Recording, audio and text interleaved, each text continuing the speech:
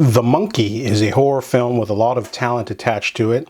James Wan is producer.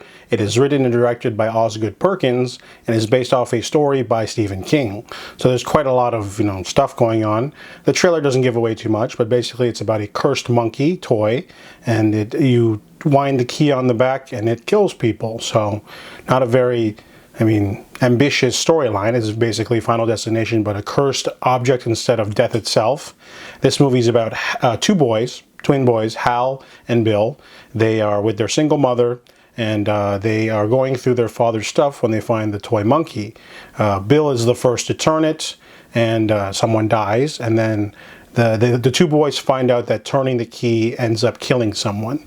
So they decide to bury the monkey in a well. 25 years later, Bill is a deadbeat, but he's hiding away. He's a weird, one of those people that hides away. And Hal is a deadbeat dad. So he's taking after his own father, and he only spends one visit with his son a year.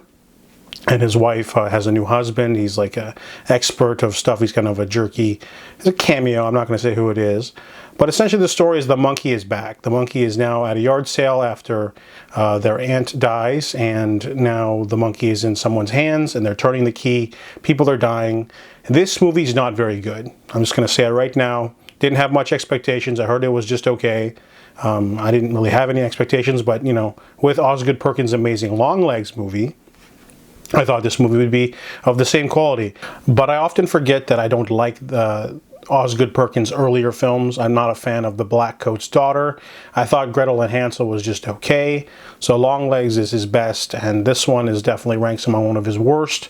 The movie is laced with dark comedy, black comedy galore, from the dialogue to the awkwardness. I liked it, but it wasn't funny enough. And in fact, the movie tries to get a lot of laughs from the deaths because they're really strange and splatter, but not in a fun 80s way. It's just really awkward, and the movie just didn't gel right. And I guess the original short story is very low-key, right? It's just about how people die from a cursed monkey. So Osgood decided to take this concept to 11 and just have people like explode and people just die in the craziest ways. And it makes it feel like a cartoon rather than a horror film.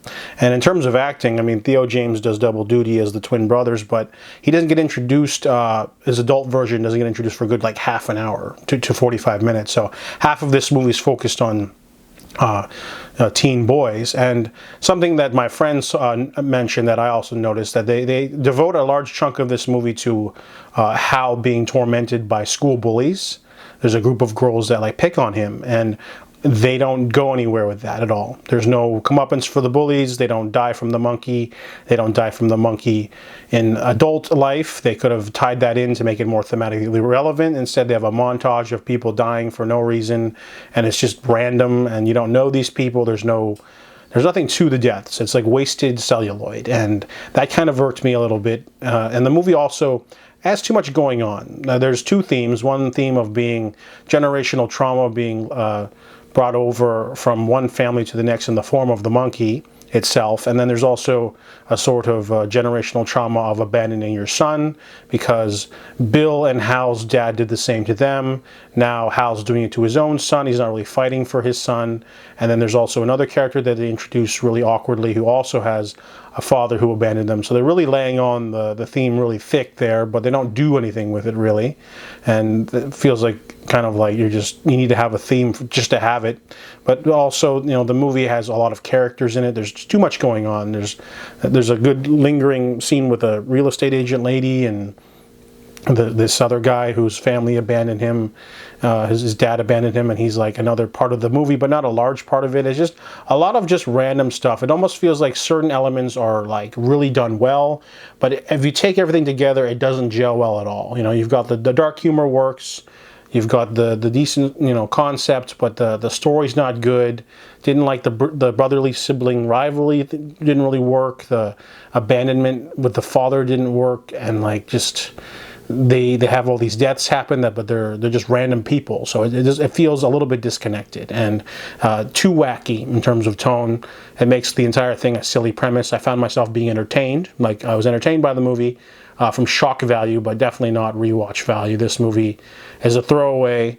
And at least Osgood Perkins went for the fences, you know. He swung, and I feel he missed, but at least he did something unique with the story. I didn't love it. I felt it could have been a little bit more reined in and a little bit more boiled down and better, like properly structured and more, you know, make the deaths a little bit more relevant to the family instead of just random people in the town dying.